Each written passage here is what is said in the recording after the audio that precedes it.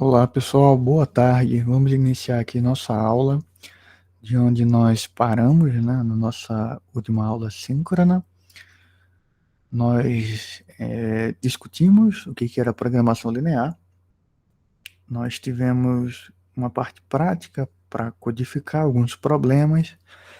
Falando nisso, eu tinha adicionado uma lista para vocês fazerem um modelo, né? Então tá lá o modelo, faça aqui o modelo de programação linear.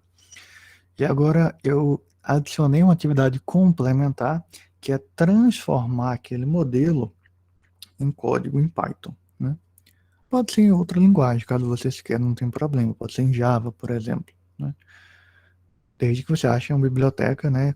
Por exemplo, o Cplex que funciona em Java, ou GLPK em C, enfim, vocês ficam abertos aí para escolher a linguagem que vocês quiserem. Em Python é um pouco mais tranquilo e eu coloquei uns códigos é, disponíveis para vocês no Classroom. Então vocês podem pegar aquele código de exemplo que já está prontinho, né, e só reformular. Acho que tem dois códigos para dois problemas. Então dê uma olhadinha lá no Classroom, nos códigos, e trabalhem em cima dele para transformar aqueles modelos em código. Teve gente que já mandou o código. Beleza, show de bola, já está com a atividade feita, né? Só faz copiar o código e colocar lá. Mas eu também quero que vocês coloquem em PDF os modelos, tá? O modelo matemático. Então, respondam lá, me enviem a atividade até sábado, se não me falha a memória, o prazo. Então, fica um prazo assim tranquilo para vocês trabalharem na atividade. Então, retomando onde a gente parou, porque antes desse slide aqui era a parte de programação linear,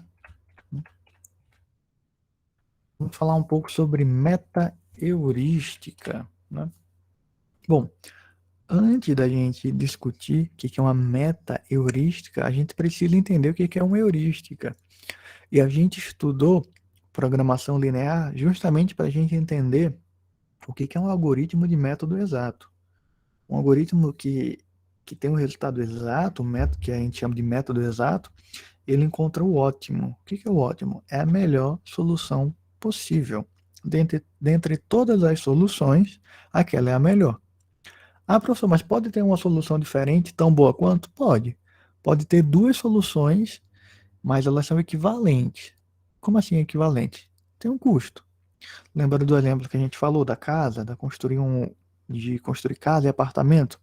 Pode ter uma outra solução onde você construa mais casas e menos apartamentos, ou mais apartamentos e menos casas? Pode, mas o lucro vai ser o mesmo. O que a programação linear lhe oferece, esse método, né, é uma solução ótima. Então é a melhor solução possível dentre todas as possíveis, né? O problema desse tipo de solução é que para determinados problemas é praticamente impossível a gente encontrar uma solução ótima. Por quê? Por conta da complexidade do problema. São tantas combinações possíveis que a gente não tem um método computacional que consiga encontrar no tempo hábil, né, com os recursos computacionais que nós temos de memória, processador, uma solução. Às vezes até encontrar uma solução é difícil, ainda mais a ótima, dependendo da complexidade do problema.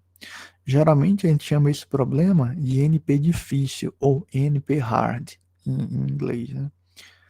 Então, a gente tem como determinar a complexidade do problema. A gente tem nomenclaturas para isso, métodos para determinar a complexidade do problema. Não cabe aqui na disciplina, mas dá para se fazer análise do algoritmo e a gente usa uma letra que é o O para dizer a ordem de complexidade do algoritmo e a gente consegue determinar, analisando o algoritmo, se ele é NP difícil, se ele é um algoritmo polinomial. Quando a gente fala um algoritmo de tempo polinomial, é que a gente consegue resolver ele razoavelmente rápido, né, com os algoritmos já existentes. Então percebam que na literatura nós temos muitos algoritmos prontos para resolver uma série de problemas. E daí quando a gente fala de pesquisa operacional, que é a área que lida principalmente com otimização, de encontrar uma solução, para otimizar um problema, nesse contexto de programação, de otimização, né, a pesquisa operacional, tem vários livros dessa área que buscam encontrar a solução ótima com várias estratégias. Então, o que a gente faz? A gente busca compreender primeiro o que é otimização, o que é uma solução ótima, né? Para que a gente comece a compreender os possíveis algoritmos, as possíveis estratégias e que a gente reconheça quando a gente encontrar um problema, dá para usar tal técnica. Isso inclui, obviamente, tudo que a gente viu em inteligência artificial. Você vê um problema e daí você, opa, peraí, aqui dá para aplicar machine learning, árvore de decisão ou alguma outra estratégia de IA. Então, a grande sacada de pesquisa operacional é você entender o básico, né, do que é otimizar, de quais são os algoritmos disponíveis, pelo menos os introdutórios, para você ter um norte. Por exemplo, se você vê um problema que ele é totalmente linear, como a gente vem falando já há um tempo, você não precisa utilizar uma técnica de inteligência artificial extremamente complexa, como redes neurais, multicamada, não. Usa programação linear, vai te dar em um tempo muito rápido a tua solução e a solução ótima. E daí a gente começa a entender o que é heurística.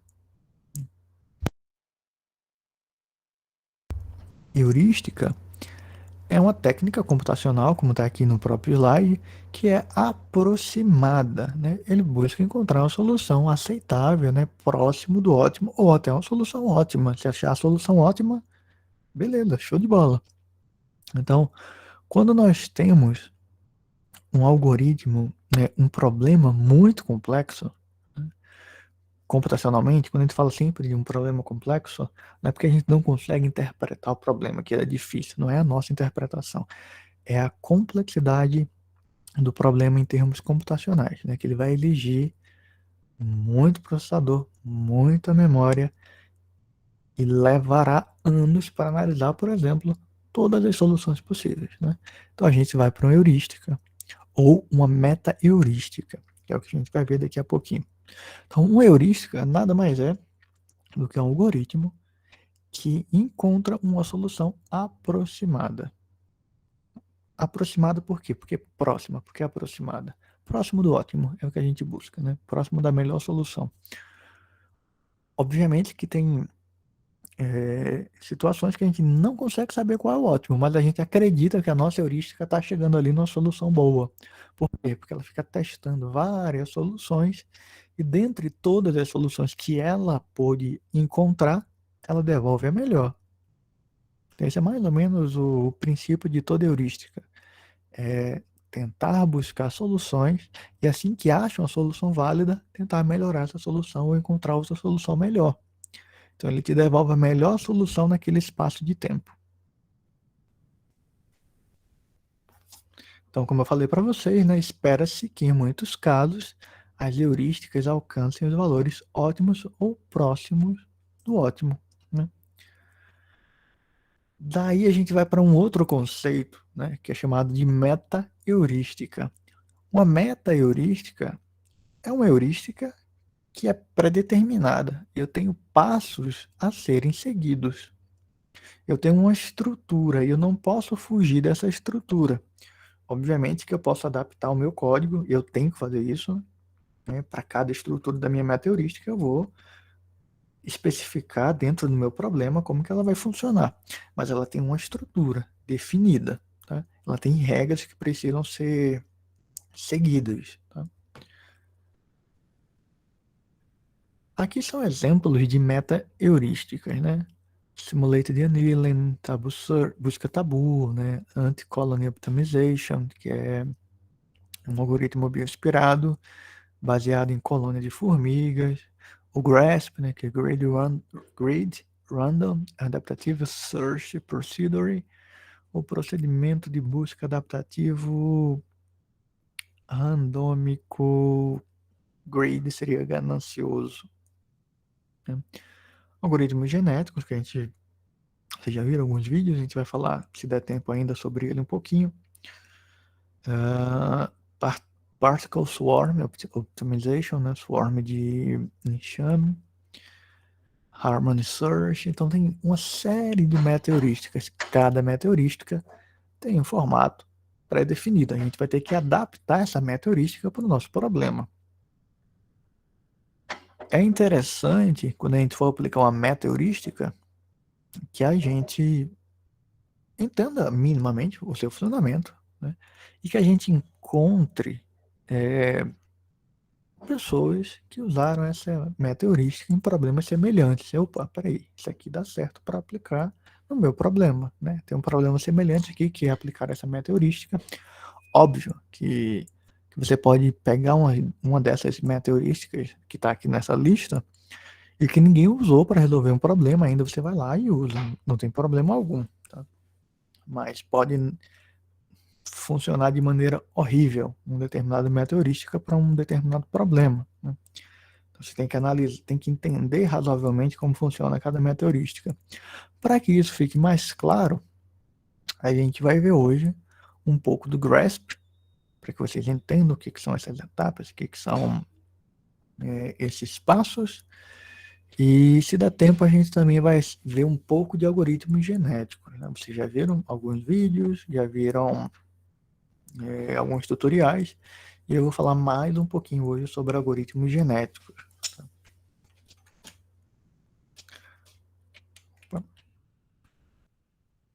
Aqui é o GRASP, tá? Falei para vocês, né, o GRASP ele tem alguns passos pré-definidos. Basicamente, nós temos duas etapas do GRASP. A busca semigulosa, né, que é a construção semigulosa de uma solução. Eu vou explicar para vocês por que é semiguloso, o que é um algoritmo guloso ou ganancioso, né? Tem uma certa divergência na hora de traduzir, dependendo do autor que tu pegue. Greed, que a palavra em inglês seria mais próximo de ganancioso, né? A gente traduz como guloso, né? Então, o que é um algoritmo guloso, né? Vou explicar para você esse conceito já já. Depois da gente encontrar uma solução que é construída de forma aleatória, né? A gente tenta melhorar essa solução com a coisa que a gente chama de busca local, local search, busca local. Né? E a gente repete esse procedimento várias vezes. A gente tenta encontrar uma solução e depois que a gente encontra essa solução, a gente tenta melhorar essa solução. E a gente repete esses passos. Por quê? Né?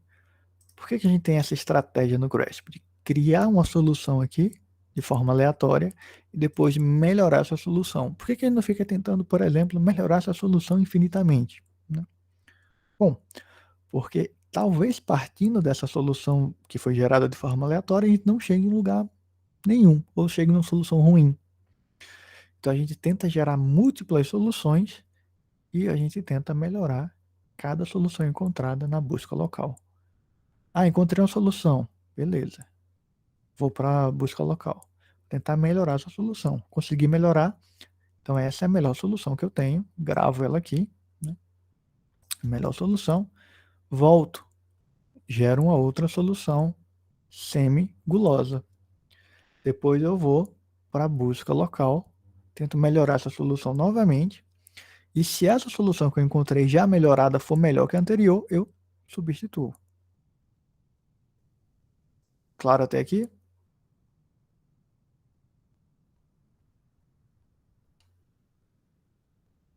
Mais ou Sim. menos. Então vamos lá. Vamos. Deixa eu tentar exemplificar aqui. Imagine que eu tenho um arreio aqui. Isso aqui é a minha solução.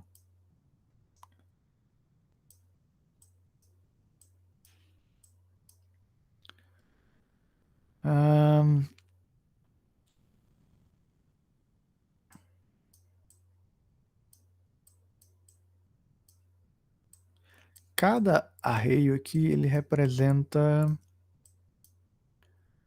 vamos supor, Ele é binário, ele é 0 ou ele é 1, certo? Isso aqui é a resolução de um problema. Eu tenho que construir, por exemplo, escolas. Aqui são os lugares que eu posso colocar. Hipoteticamente, são os lugares, né? Se for 0, eu não construo nesse lugar. Vamos supor que eu tenho um mapa aqui dividido em regiões. 1, 2, 3, 4, 5, 6, né? 6 regiões aqui.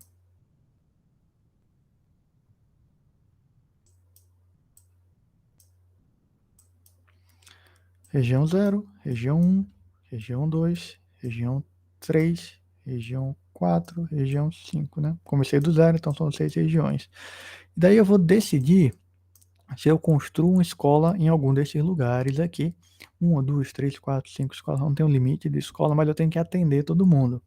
Então, de forma bem resumida, aqui eu vou tentar dizer, ó, 0, 1, 1, 0, 1. É se eu construir ou não uma escola, tá? Então aqui é a posição 0, né? Então aqui, ó, na posição 0 eu não construí uma escola. Então aqui não tem uma escola. Na posição 1 tem uma escola. Então aqui eu vou construir uma escola aqui, ó. Na posição 2 é 0. Então aqui não tem uma escola, né? Aqui não tem uma escola. Na posição 0, 1, 2, 3 eu tenho uma escola, né? Na posição 5 também. Então na posição 3 eu tenho uma escola, na posição 5 também. Isso aqui tem um custo, né? Construir uma escola aqui na posição 1, na posição 3, na posição 5 tem um custo diferente, tá? E daí eu tenho demandas também de estudantes. Então eu vou testar se isso aqui atende a minha demanda, qual é o meu custo, etc. Mas vamos supor que isso aqui seja uma possível solução. Então, quando eu estava aqui, ó, no Semi-Grid Construction, de forma bem simplificada, tá? Eu encontrei esse arreio aqui de solução para construir a minha escola. Estou pulando algumas etapas, mas de forma simplificada. No local search, ou seja, nessa busca local, o que eu vou fazer? Eu vou pegar essa solução e vou tentar melhorar. Vou dizer, e se eu trocar só um bit aqui, no lugar de eu colocar 0 aqui, eu construir mais uma escola? Será que melhora a minha solução? Será que eu consigo atender? É uma solução válida? O custo é menor? Aí eu vou fazer a busca local. Eu vou modificar a solução anterior. Ou, será que na minha busca local, ao Ô, invés de... professor, no caso dessa busca local, seria como se fosse a mutação da algoritmo genética? É semelhante à mutação. É muito semelhante, que você vai lá, porque no algoritmo genético, né, você escolhe, depois que faz o crossover, com uma certa probabilidade, escolher um daqueles indivíduos, dele sofrer mutação ou não, e daí tu modifica um bit. Tem várias formas de você fazer a busca local. Pode ser um bit, pode ser dois, você que define. Geralmente é um. É um grau de variação apenas. Semelhante ao algoritmo genético, né? É muito parecido. Quando você faz aquela mutação, você pega uma solução e tenta melhorar.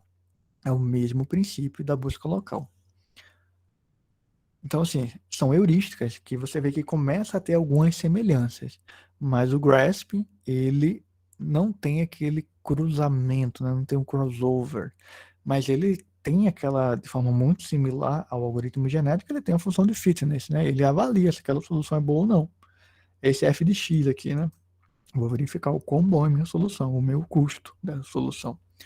E eu vou só manter a melhor solução aqui para dar o output, depois só a minha melhor solução, né? Mas a gente fala já sobre o algoritmo genético. Mas bem lembrado, é semelhante sim, tá? Então, de forma resumida, eu crio uma solução aqui e eu tento melhorar essa solução na busca local. Claro agora? Melhorou um pouco? Sim, sim. Beleza, pessoal? Posso passar? Ah, no caso, ele vai verificar se essa busca local ficou melhor do que essa do grid, no caso, né? Não, veja só. Boa pergunta, né? C asterisco é minha melhor solução, tá? Isso Hum, aqui é minha melhor solução. Aqui eu estou criando uma solução. X é uma solução. Eu não sei se ela é a melhor. Então eu vou tentar melhorar essa solução X, tá? Que eu, através da busca local, né? E se for melhor, ele retorna a melhor solução. Então X vai ter a melhor solução desde quando o quê? Desde quando eu criei minha solução semigulosa, desde quando eu melhorei ela através da busca local. Se essa solução que eu encontrei agora, temporária, até agora temporária, ela for melhor do que a solução global que eu tinha antes, eu substituo. Eu digo, olha, essa minha solução global aqui, C asterisco, vai ser agora a solução que era temporária antes. Por quê? Porque, vamos supor, tá?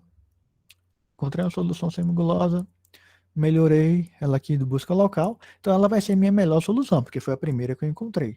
Então eu gravo aqui minha solução. Beleza. Melhor solução está aqui salvo no C asterisco. Daí eu vim aqui repetir.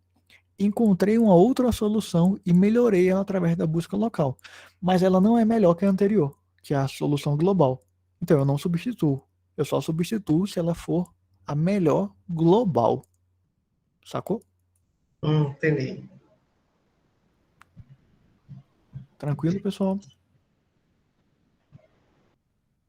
Vocês estão muito calados. Então vou passar. Está tranquilo, então vamos embora. Então aqui é um pseudocódigo do GRASP, tá? Então a gente vai pegar aqui é o algoritmo inteiro do GRASP, né? Então tem alguns detalhes interessantes aqui, tá? Ele tem um tempo de repetição pré-determinado. Pode ser, por exemplo, o número de interações aqui, ó. Aí eu vou rodar o GRASP 100 vezes, 200 vezes, 300 vezes. Isso pode ser uma quantidade de laços, né, de interações do for. Isso pode ser um tempo, 30 minutos. Né? Eu fico lá rodando 30 minutos. Então você pode fazer por número de interações ou por tempo. Né? Então, primeiro passo, gerar uma solução aleatória. Semi-aleatória, né? Que a gente chama de Graded Randomized Construction. Então, isso aqui é o pseudocódigo do artigo que o criador do GRASP colocou. Eu fui lá no artigo que o criador do GRASP, faltou até botar referência aqui, que o criador do GRASP publicou, né? Eu fui lá e peguei, né, o pseudocódigo do GRASP. Então percebam que o pseudocódigo ele é relativamente simples. Eu vou criar uma solução aleatória aqui, vou ver se essa solução ela é adequada. Se ela não for, eu vou tentar encontrar uma outra solução. O que é uma solução que não é adequada? Né? Isso aqui é basicamente entendendo que ela não é adequada. É uma solução que desrespeitou alguma restrição do teu problema, né? Algo que era obrigatório, mandatório, tu obedecer lá no teu problema. Por exemplo, vamos pegar assim, uma coisa bem didática. No exemplo anterior, na aula anterior, a gente falou do problema de construir uma casa. Mas o número de casas e apartamentos que ele encontrou aqui na solução aleatória exige um número maior de pedreiros ou de ajudantes do que eu tinha disponível. Então, essa é uma solução que não é adequada. Eu tenho que encontrar uma solução adequada, que fique dentro das minhas restrições. Tá? Mas vamos supor agora que a gente encontrou uma solução adequada. Se eu encontrei uma solução adequada, o que eu vou fazer? Uma busca local para melhorar essa minha solução. Aí eu vou comparar a solução que eu encontrei com a melhor solução possível. Se essa solução que eu encontrei agora, ela for melhor, eu substituo pela best solution, né? A best solution vai ser igual a solução agora, né? Daí o que eu faço? Eu volto aqui para o for, para o começo, encontro uma outra solução, vejo se ela é adequada, tento melhorar através da busca local e verifico se essa solução temporária que eu encontrei, ela é melhor do que a solução global. Né? Best solution é a solução global. Sacaram aqui? Entendi. Os demais entenderam também? Beleza, pode passar. Beleza. Vamos embora. Então, o que está faltando a gente discutir aqui? como é que funciona essa Grid Randomized Construction, né? Semigulosa, por que ela é semigulosa? E como é que funciona essa busca local, né? A gente falta discutir essas duas coisas aqui. Então, a função que a gente chama de semigulosa, ela funciona, ela tem esse nome porque ela usa uma lista restrita de candidatos, que a gente chama de RCL, Restrict Candidate List. Né? Restrict Candidate List, lista de candidatos restrita. E daí, por que ele chama isso de semiguloso? Né? Esse é um detalhe assim, muito importante que a gente tem que entender. Um algoritmo guloso, ele acaba encontrando sempre a mesma solução, porque ele é guloso. Então ele vai logo na melhor solução que ele vai buscando e ele é determinístico. Essa é outra palavra que vocês têm que aprender. O que é determinístico? Dá sempre o mesmo resultado. O GRASP, o algoritmo genético, ele não é determinístico. Cada vez que você roda, geralmente ele dá um resultado diferente. A não ser que você rode muito tempo, o problema seja pequeno, geralmente ele encontra a melhor solução, daí ele vai te retornar sempre a melhor solução. Mas se tivesse muitas soluções, for um problema complexo, geralmente cada vez que tu roda, ele te retorna uma solução diferente. Por quê? Porque ele é aleatório, ele é randômico. Então, uma solução gulosa busca sempre a melhor solução, óbvio, né? Mas ele acaba tendo o mesmo resultado sempre. A gente chama isso de um algoritmo guloso. Eu vou dar um exemplo aqui para vocês. O algoritmo guloso, a gente pode fazer um algoritmo de busca local que ele é guloso. Como assim guloso, professor? Lembra que eu falei para vocês que a busca local a gente pode fazer alterando um bit só? Então aqui eu tenho uma função que eu tenho 3 bits, 1 e 0. Aí quando eu tenho essa solução, vamos supor que seja um arreio, né? Seja um arreio com 3 casas, tá? 1, 1 e 0, certo? Daí eu tenho 3 possibilidades, né, de modificar um bit só. Eu posso gerar aqui uma solução que é 0, 1, 0, né? Modifiquei esse cara aqui, né? Beleza? Beleza. Ou eu posso modificar o cara aqui do meio, né? Para ser 1, 0, 0. Ou eu posso modificar o último cara aqui, né? Para ter a solução 1, 1, 1. Assumindo que eu estou modificando um bit só, né? Então eu tenho 3 soluções para testar. Então é o que vocês estão vendo aqui, ó. Se eu migrar para essa solução aqui, ó, o custo passa, eu quero minimizar meu custo, tá? Ele passa de 6 para 5. Se eu vier para cá, ele passa de 6 para 3. Se eu vier para cá, ele passa de 6 para 4.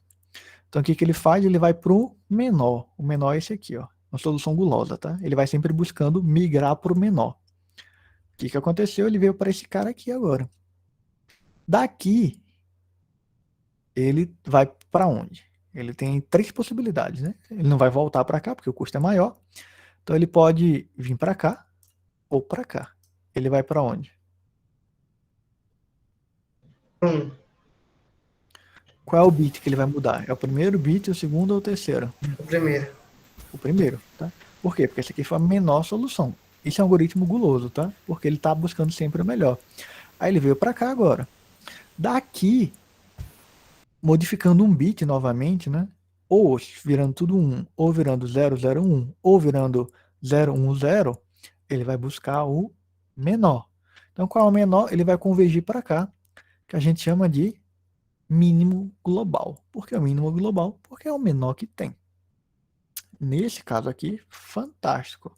Não importa a solução que a gente comece, a gente sempre vai encontrar o mínimo global com o algoritmo guloso. A gente sempre vai modificando até chegar no mínimo global. Solução fantástica. O mundo real funciona dessa forma? Não. Né? Vocês entenderam isso aqui, pessoal? Senão vocês não vão entender o próximo. Se não entendeu, fala. Fala, professor, não entendi. Então a gente não consegue pegar o próximo slide. Eu entendi, professor. Beleza. Mas não disse que não entendeu, não.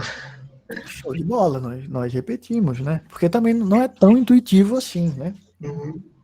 Como eu já trabalhei com isso aqui muitos anos atrás, né? Então, às vezes, isso para mim está muito claro, e talvez quando eu explique para vocês, não. Daí vocês têm que ler, eu não entendi, aí eu repito. Vê só, Nani. Cada. Cadê meu mouse? Peraí, vixe. Achei. Cada bichinho desse aqui é uma solução. Tá? Imagine que isso aqui é uma solução. E eu vou gerar uma solução aleatória. Então eu posso começar a partir de qualquer um desses pontos aqui. E cada solução tem um custo. 3, 5, 4, 0, 1. Né? Tem um custo. Eu quero encontrar o menor custo. Né? Então vamos supor que inicialmente eu gerei essa solução aqui. 1, 1, 0. Né? Isso aqui, imagina isso aqui como bit. Bit 1, 1 e 0. Então são 3 bits. Tá? E essa solução ela tem um custo 6. Tá? O que isso pode representar? Uma infinidade de coisas. Por exemplo, pode ser se eu vou comprar do vendedor 1, do vendedor 2 e do vendedor 3 eu não vou comprar, por exemplo. Daí o meu custo é 6. Só um exemplo, tá? Então, beleza. Né? Claro até aqui? Tranquilo? Professor, Oi. no caso aí, quando ele dá o resultado 3, né? Tem 0, 0, 0 e 1, 1, 1.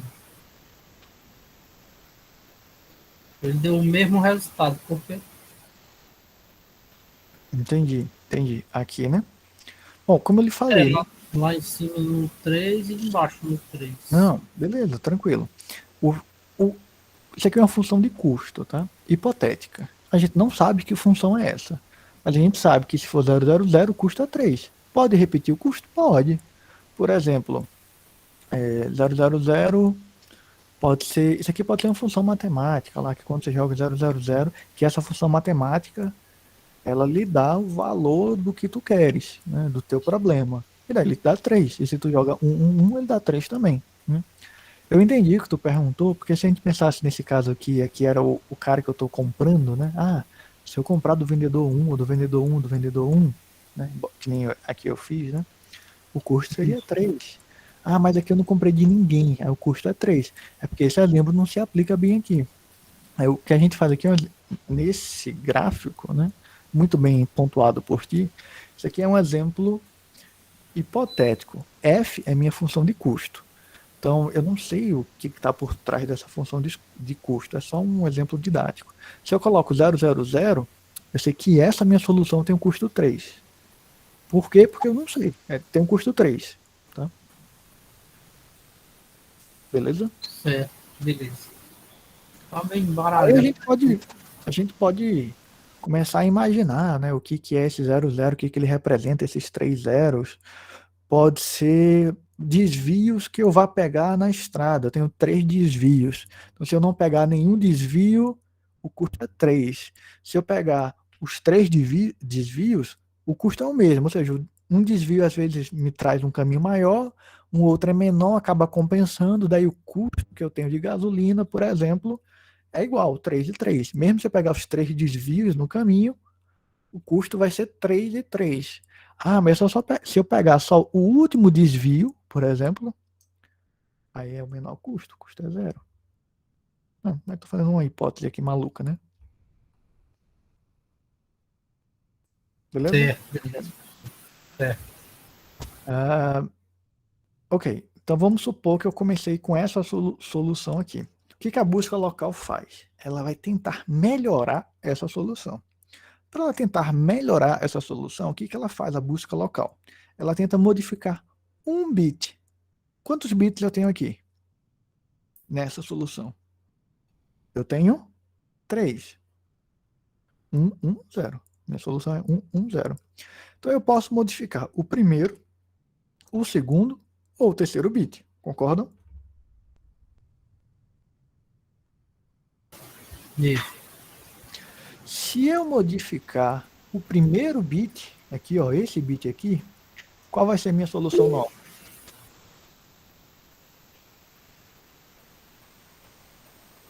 Sei.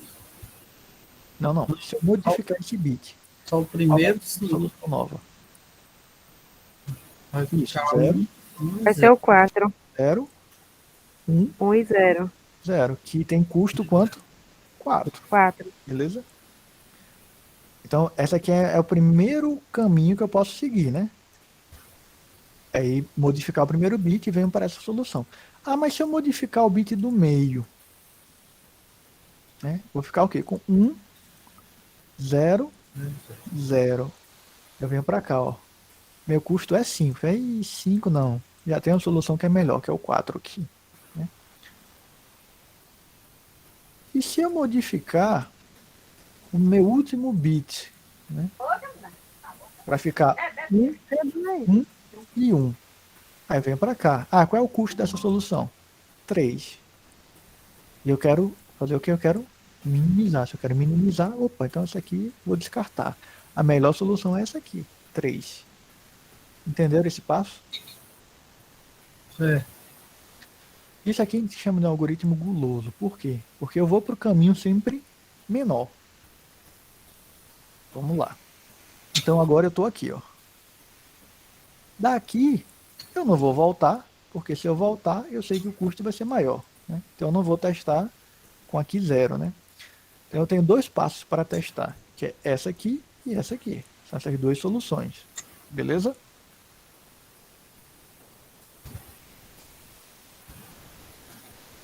Acompanharam aqui com essas outras 2 soluções, né? Se eu estou aqui no 3, né? Solução de custo 3, ou eu vou para cá, ou eu vou para cá. Eu vou para a esquerda ou para a direita. Qual é que tem o menor custo, da esquerda ou da direita? Direito, né? A qual? Direito. Da direita, que tem o custo 1, né? Aí daqui, o que eu vou fazer? Eu estou aqui agora. Eu vou voltar para a que tem o custo 3? Não, porque ele é maior. Então eu posso ir para essa aqui que tem o custo 4 ou para essa aqui que tem o custo 0. O que eu vou fazer? Eu vou para a que tem o custo 0. Eu paro aqui? Não, porque eu não sei se esse é o mínimo. Pode ser que tenha uma função que seja menos 1, menos 2, menos 3. Então eu vou testar. Ah, e se eu vier para cá? Se eu sair da solução 001 e for para a solução 000. Ah, não, o custo é 3. Eu não vou não para ela não. E se eu for para essa solução aqui de baixo, que é 101? Ah, não, também tem o custo 2. Não vale a pena não. Eu não vou voltar porque a solução é 1. Né? Então eu vou ficar com essa solução. Eu considero esse aqui o mínimo global. Eu encontrei a melhor solução possível. Sacaram aqui?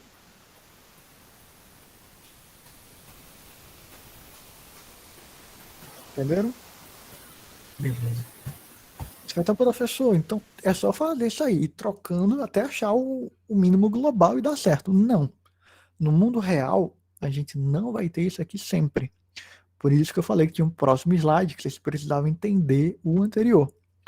A gente pode ter um mínimo local. Ah, professor, tem um mínimo local e um mínimo global. Pode ser que o mínimo local seja diferente do mínimo global, e geralmente é. Isso aqui é o mundo real, é mais próximo disso aqui. Então, o que acontece? Vamos lá entender agora. Eu comecei aqui onde está azul, que tem o custo 6, igual o slide anterior. Se eu migrar um bit só, se eu modificar, e vier para cá, o custo é 1, certo? Beleza? Se eu vier para cá, o custo é 2. Se eu vier para cá, o custo é 2. Então, para onde eu vou? Eu vou para onde tem o mínimo local, que é esse aqui, né? Que é 1. Ok? Tranquilo? Tranquilo. Pegou, Lívia, Nani? Beleza, professor. Eu estava aqui, né? Esse aqui foi o meu início. Então, agora, né? Tem 2, 2 e 1. Ah, eu venho para esse aqui que tem um custo 1. Aí daqui, o que eu vou fazer? Isso é um algoritmo guloso, tá? Se eu vier para cá, modificar um bit, né? E vier para cá, zerar tudo, meu custo é 3. Assim, não, 3 é mais alto, vou ficar no 1 aqui. Se eu voltar para cá, meu custo é 6. Não, aí é mais alto do que 1. E se eu vier para cá, meu custo é 3. Não vale a pena nem ir para nenhum dos lados aqui. Eu vou ficar no 1 e você considera que esse aqui é o teu melhor. Mas esse é o melhor global? Não. Esse é o mínimo local. Então percebe que nem sempre você, com algoritmo guloso, você vai encontrar o mínimo global ou o máximo global. Porque nesse caso aqui eu fiquei preso. Eu comecei aqui, vim para cá e fiquei preso aqui. Porque a partir dessa solução aqui, a partir dessa solução 100, aplicando a modificação de um bit, né, da busca local, eu não consigo melhorar essa solução mais.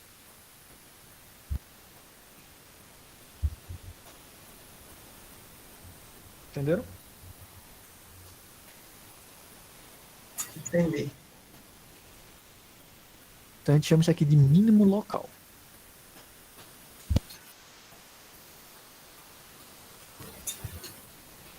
Entenderam? Sim, professor, compreendi. Então, qual é a grande sacada aqui? Que dependendo de onde eu comece, da solução que eu comecei, eu posso encontrar o mínimo global. Vamos supor que eu comecei lá de cima. Eu comecei daqui. Foi essa solução que eu encontrei primeiro, aleatoriamente. E se eu vier para cá, modificando um bit só, eu já encontrei o mínimo global. Qualquer outra solução é pior. Então eu já fico aqui e já encontrei o mínimo global. Então a solução que eu começo, por onde eu começo importa. Não pode ser que eu encontre uma solução válida, mas que eu fique preso ou no mínimo ou no máximo global, dependendo se eu quero minimizar ou maximizar. Por que isso aqui é tão importante? O GRASP, o algoritmo genético, ele tenta justamente quebrar isso aí. Como que eles tentam quebrar isso aí? O algoritmo genético, ele tenta quebrar esse ciclo de ficar pegando sempre os melhores com a mutação. Ele vai lá, pega dois caras bons, faz o crossover, mas aí ele insere um grau de aleatoriedade, que é a mutação, para ver se ele gera uma solução um pouquinho melhor. Talvez se ele não tivesse a mutação, ele não encontrasse a solução melhor, ficasse preso no mínimo ou no máximo global. E o GRASP ele tenta fugir também do mínimo e do máximo global. Então perceba que aqui ele gera uma solução e tenta melhorar com a busca local. Depois ele gera uma outra solução e tenta melhorar com a busca local. E assim ele vai gerando soluções e tentando melhorar para ver a melhor solução encontrada. Porque ele pode cair justamente nesse exemplo aqui. Comum. E para fugir, a gente chama o GRASP de um algoritmo semi-guloso. Por que a gente chama ele de semi-guloso, né? Justamente pela forma que ele gera a solução. Ele faz o seguinte. Vocês conseguem ver esse meu desenho torto aqui, né? Sim, sim. Ele gera uma lista de candidatos e ele ranqueia esses candidatos. E daí ele faz o seguinte, olha, eu vou pegar esses candidatos aqui melhores. Por isso que ele chama de lista restrita de candidatos. Ele tem uma função que determina qual é o melhor candidato aqui. Fica o melhor candidato, gente. Se eu tiver aqui, por exemplo, no exemplo que a gente estava trabalhando, eu tenho 3 candidatos aqui para andar. Esse e esse. Qual é o melhor candidato? O 3, que eu quero minimizar, esse aqui é o melhor candidato. Aí esse aqui é o 4, esse aqui é o 5. Então o que ele pode fazer? Ele pode não pegar o melhor e ir para um pior, porque talvez desse pior ele encontre o mínimo global. Vamos ver esse exemplo aqui. Deixa eu ver como que a gente poderia fazer.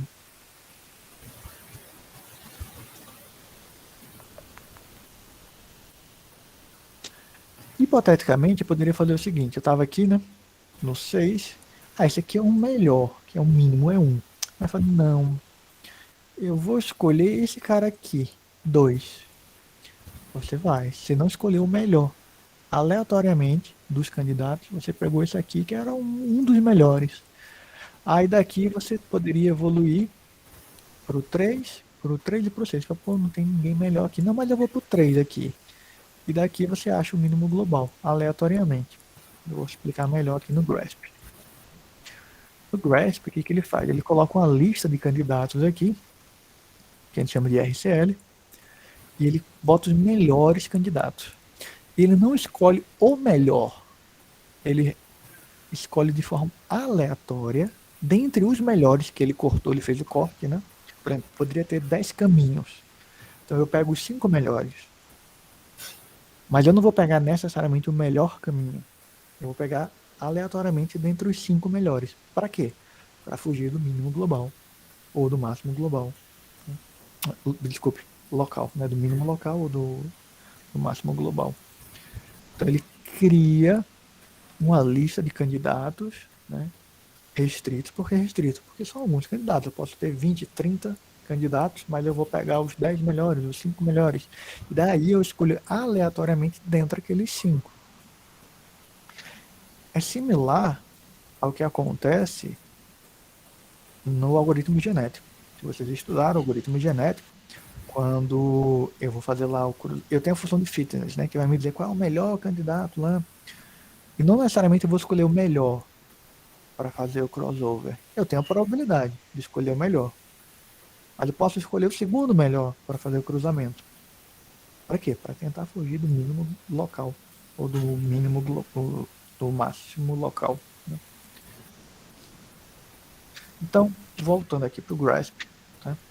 Na minha função Grid Randomized Construction, na minha construção, né, da minha solução, eu começo aqui com solução vazio, né, e vou montando aqui a minha solução de forma aleatória, de forma semigulosa. Eu tenho uma lista de candidatos restrita. Eu vou escolher de maneira aleatória dentro daquela lista. Mas quem está naquela lista? Os melhores que eu classifiquei como melhores. Tá todo mundo? Não. Se eu botar todo mundo, o que vai acontecer? Se eu botar todos os candidatos, eu vou ter uma solução totalmente aleatória. Eu vou montando de forma totalmente randômica. Então, o tamanho da minha lista vai me dizer o grau de aleatoriedade da minha solução inicial. Eu falo assim, são esses caminhos que eu tenho aqui, eu vou escolher qualquer um. Então, ela é totalmente aleatória, não tem uma restrição. Então, eu tenho candidatos restritos de acordo com a qualidade de cada candidato. Daí eu vou dizer, quero ser um parâmetro do algoritmo. Aí eu quero uma lista com 5 candidatos, com 4 candidatos. Aí tu vai escolher dentro daquela lista de forma aleatória. Beleza, encontrou a solução válida? Show de bola, vamos para a busca local. Daí a busca local vai tentar fazer aquela alteração pequena, tentando encontrar uma solução melhor. Daí ele vai retornar a solução. Se essa solução que foi retornada pela busca local for melhor do que a solução anterior, a best solution, essa passa a ser a melhor solução. Veja que tudo isso aqui é uma meta heurística. Por que é meta heurística? Porque ele tem os passos pré-definidos, né?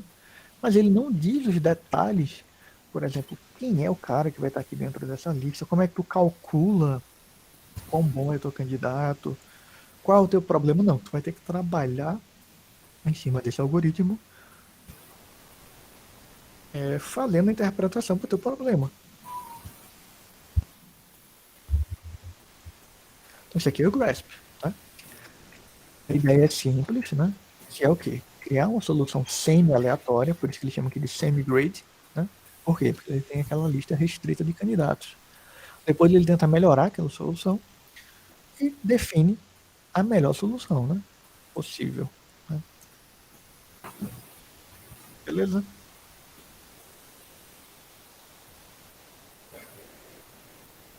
Tranquilo? Beleza. Show de bola? Aham. Vamos fazer uma analogia para a gente entender isso aqui, tá?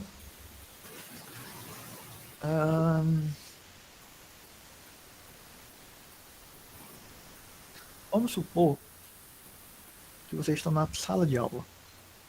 30 alunos, tem 30 pessoas lá, eles estão lá no meio desses 30 alunos. E eu queira formar um grupo,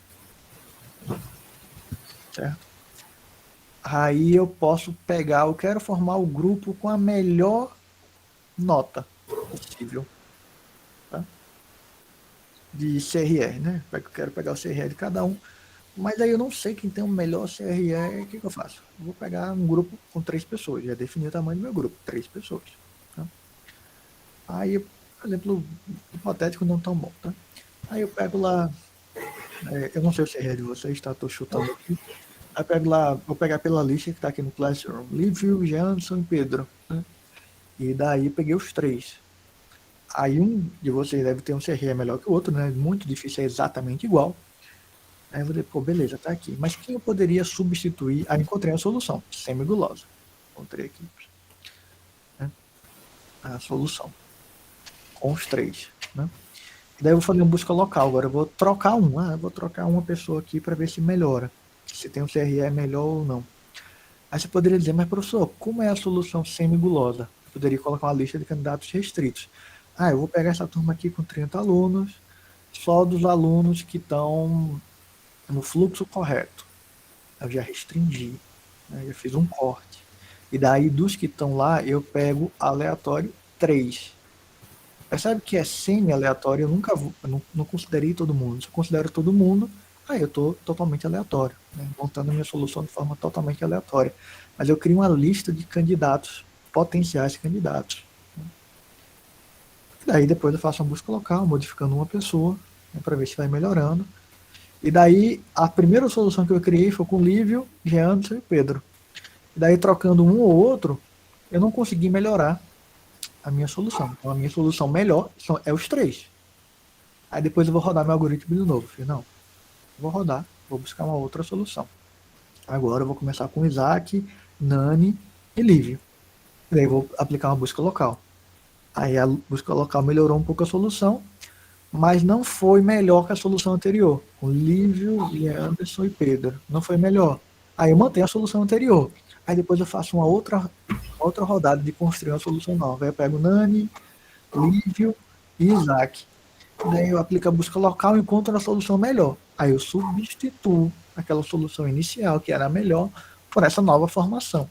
E aí eu vou executando até chegar no meu ponto de parada. Deu para acompanhar? Sabe, faz um pouquinho de falta. Acho que deu para acompanhar. Dúvidas aqui no Grasp?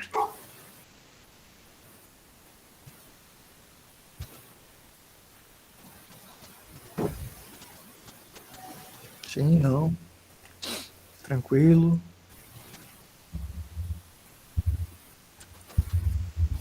Falem agora ou se calem até o próximo exercício.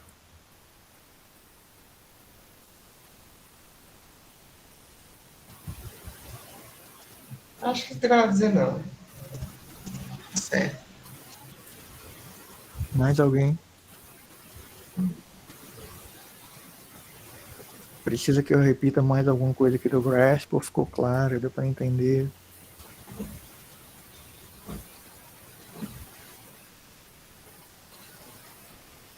Então vou assumir que ficou claro.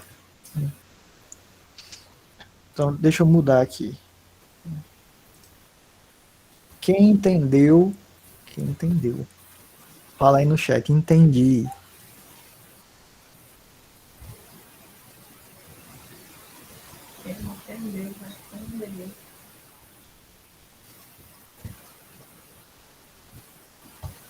Bom, então eu tô assumindo que quem não respondeu porque não entendeu. Vou passar, pô. Oi, Lívio? Pode seguir. Pode seguir? Foi, beleza. Então, aqui a gente termina essa parte do Grasp. O que eu queria mostrar aqui para vocês, né? O que é uma meta heurística, né, que tem passos pré-definidos. Né? O que é um mínimo global, um mínimo local. Né? O que é um algoritmo guloso? Né? Um algoritmo guloso é aquele que vai sempre pelo caminho que parece ser o melhor, Mas daí ele é determinístico. Por que ele é determinístico? Porque sempre que eu começar aqui, eu vou ficar preso no mínimo global, que é 1. Por quê? Porque eu sempre busco o menor. Então eu vou chegar e vou ficar sempre preso aqui.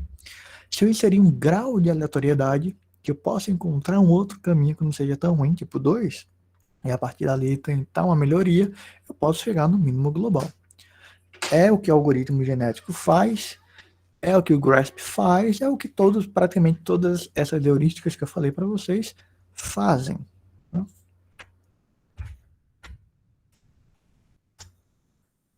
Então, deixa eu mostrar aqui para vocês agora um pouquinho do algoritmo genético. Dá tempo, né? Temos ainda 20 minutos. Eu vou usar os slides aqui do professor Luiz Lopes, tá?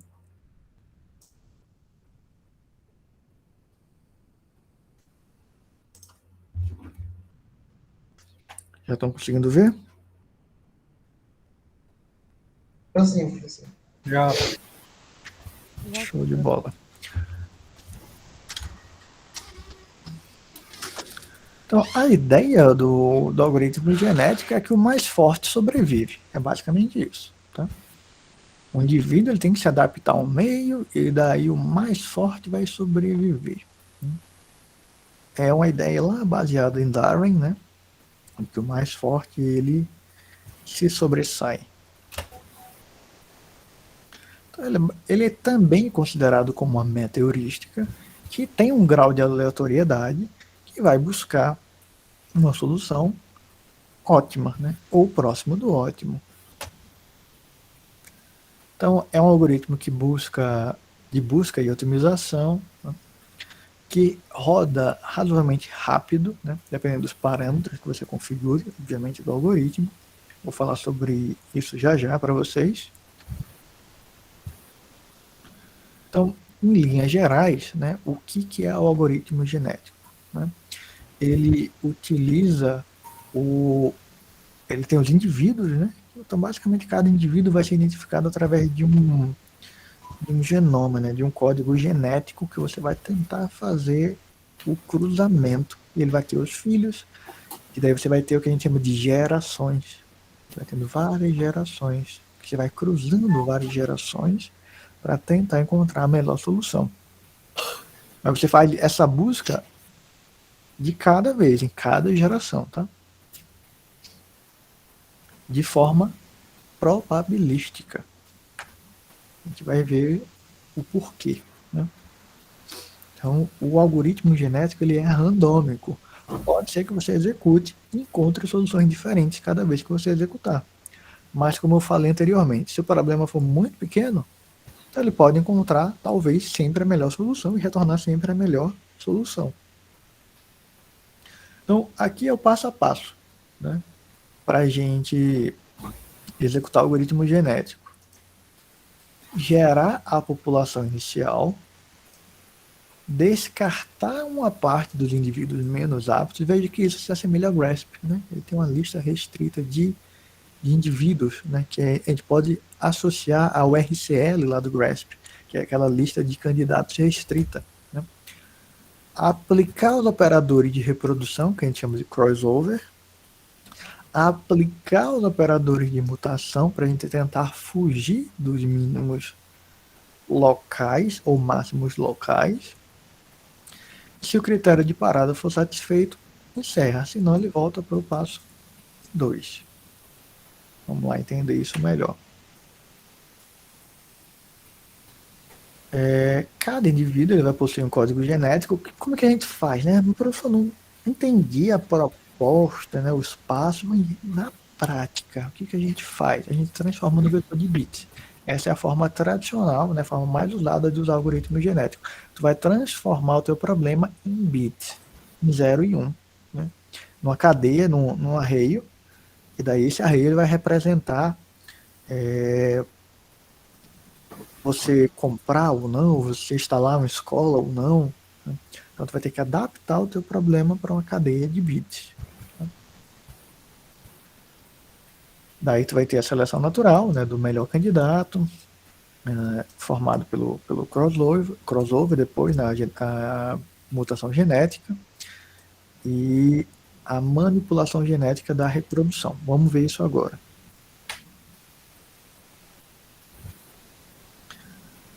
Então, a primeira coisa que a gente vai precisar fazer é criar uma função que a gente chama de função de fitness. O que é uma função de fitness? É uma função que vai avaliar o quão boa é a tua solução. Então é obrigatório, você tem que saber como avaliar. Porque se tu não tem como avaliar uma solução, tu não tem como dizer qual é a melhor ou qual é a pior. Nesse caso aqui, um indivíduo. Né?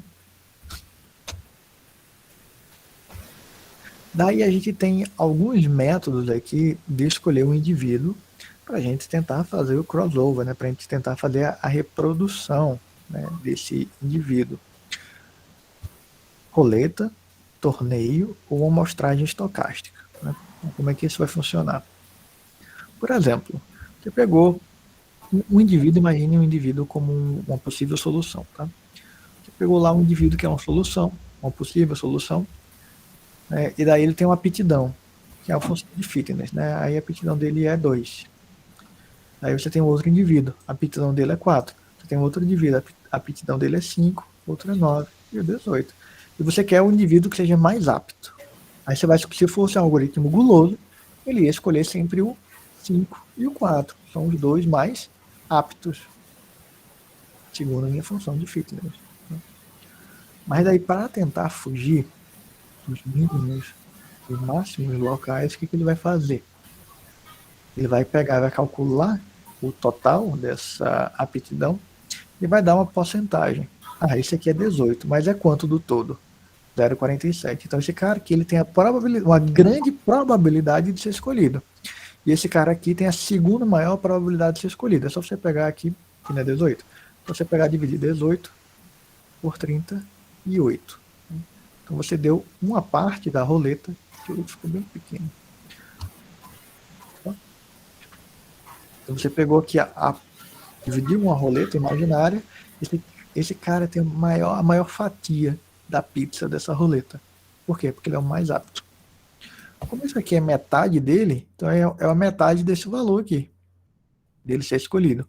E obviamente, quando você soma o total, dá 100%. Então a gente vai ter mais ou menos isso aqui. Ó. Roda uma roleta, esse cara aqui tem a maior probabilidade de ser escolhido, porque ele é o mais apto. Né? Então, muito provavelmente, se a gente rodar isso aqui 100 vezes, na média, né, ele vai ser escolhido 47% das vezes. Então, esse é o mecanismo da roleta, onde a gente dá prioridade para o mais apto. Né? Tem o torneio, onde a gente escolhe K indivíduos, né? Geralmente esse K é igual a 3, e pega o melhor daqueles indivíduos que foram selecionados. Tá? Exemplo, peguei o indivíduo 1, 2 e 4. O melhor é o 4.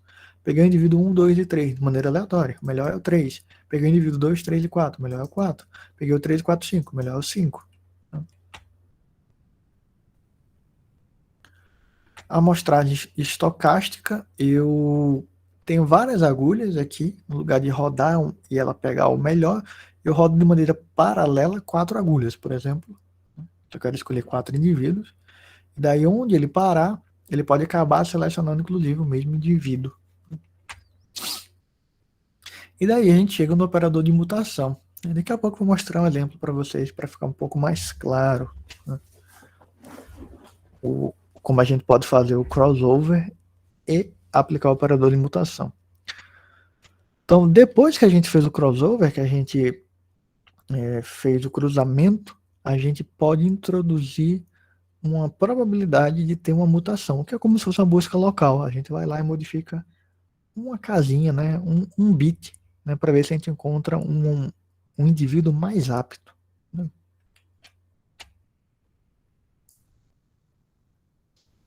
Vamos ver um exemplo aqui.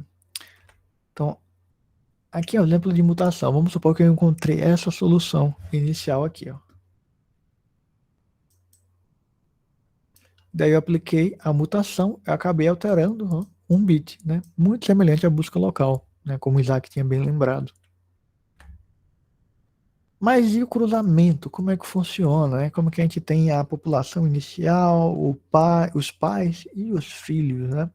Então vamos ver um desenho aqui. Vamos ver dois tipos de cruzamento, tá? Um ponto e multipontos, né? Daí vai ficar bem claro. O de um ponto, eu defino aqui a carga genética de cada pai. Eu dividi aqui no meio, tá? E daí esse filho, ele vai herdar um pedaço desse pai e o outro pedaço desse pai. E o outro filho, ele vai gerar um pedaço desse pai e o outro pedaço do outro pai. Por quê? Porque eu defini aqui qual é o ponto de corte. Tá? Eu poderia mover ele para cá, por exemplo. Né? Fazer o cruzamento só do último bit. Né? Se eu fizesse o cruzamento só do último bit, se o ponto de corte fosse aqui, então aqui eu teria a solução 0, 0, 0, 1.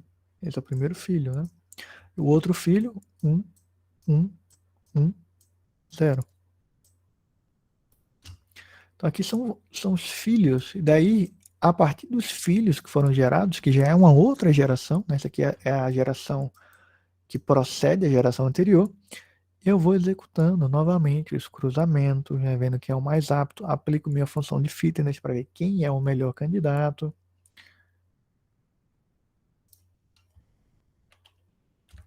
Eu posso fazer também um cruzamento multiponto, onde o corte é aqui no meio, né? E daí o cruzamento vai ser basicamente esse. Se o corte é aqui no meio, né? Então ele mantém a carga genética aqui nas pontas e recebe a carga genética só no meio aqui, né? Nesses 2 bits aqui do meio. E vice-versa, né? Mantenho aqui a carga genética das pontas do lado direito e eu modifico só no miolo, né? Então tem alguns parâmetros no meu algoritmo genético que são muito importantes. Qual é o tamanho da minha população? Não posso ter uma população muito grande para fazer cruzamento, etc. Porque senão vai demorar muito. Eu tenho que fazer cruzamento, a mutação, aplicar a função de fitness para ver qual é o melhor, para poder fazer o cálculo da nova geração. E assim sucessivamente. Então, se a minha população é muito grande, aí vai demorar demais. Pode ser que o computador fique rodando lá dias e tu não tenha o resultado que tu queres. A taxa de cruzamento também, ela não pode ser nem tão grande nem tão pequena, porque se você for cruzar todo mundo com todo mundo, aí tu vai demorar muito tempo. Mas também se tu tiver uma taxa de cruzamento muito pequena, tu pode demorar para ter um resultado que convija para uma solução boa. Que a convergência vai ser lenta. Né? A taxa de mutação também é um parâmetro do teu algoritmo. Geralmente ele é em torno de 20%, 10% de chance de ter mutação. Né? O intervalo de geração, né? Quantas gerações eu vou... Tem o intervalo de gerações e os critérios de parada, né? Que é até quando eu vou andar, quantas gerações eu vou calcular. Né? E daí, falando nisso, vocês vão lembrar, por exemplo, daquele vídeo que eu mostrei para vocês do dinossauro ou do carro andando junto com redes neurais. E daí você tinha uma população muito grande, que daí você rodava e via até onde ia, com os pesos que foram definidos naquela rede neural. E daí você fazia os cruzamentos tentando ajustar os pesos, rodava de novo. Pegava os mais aptos, cruzava, botava um grau de mutação pequeno e via até onde ele ia.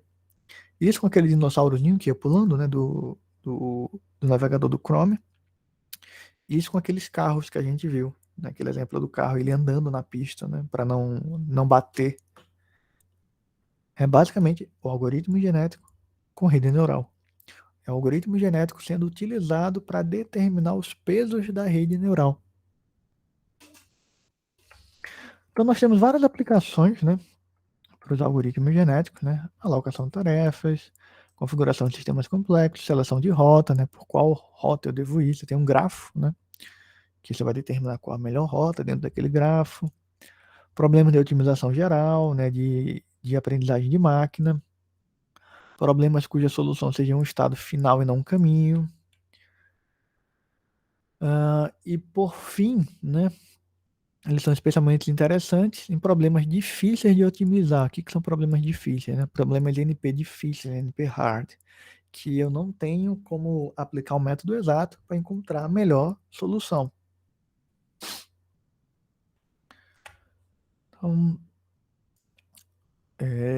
Então, basicamente, é essa visão geral do algoritmo genético. Né? Já coloquei 2 vídeos para vocês, complementares, né, ao que eu estou falando hoje. Eu estou dando um reforço muito rápido, né, em algoritmos genéticos, porque a gente está concluindo aqui, nessa aula de hoje, a parte de heurísticas. Né? Essa é uma visão introdutória de que a gente viu o GRASP e os algoritmos genéticos, e também a gente viu o método exato. Por que isso é extremamente importante da gente entender? Primeiro, porque a gente pode associar a aplicação de uma heurística com uma técnica de inteligência artificial, como redes neurais, por exemplo, né? Foi o exemplo que eu acabei de citar, e também para vocês escolherem qual é o melhor caminho. Nem sempre o melhor caminho vai ser aplicar inteligência artificial. Beleza? Alguma dúvida? Beleza. Tranquilo? Tranquilo, professor. Beleza, então, gente. Então é isso. Por hoje é isso, pessoal. Até a nossa próxima aula. Até mais. Valeu, boa tarde. Boa Até mais, tarde. professor.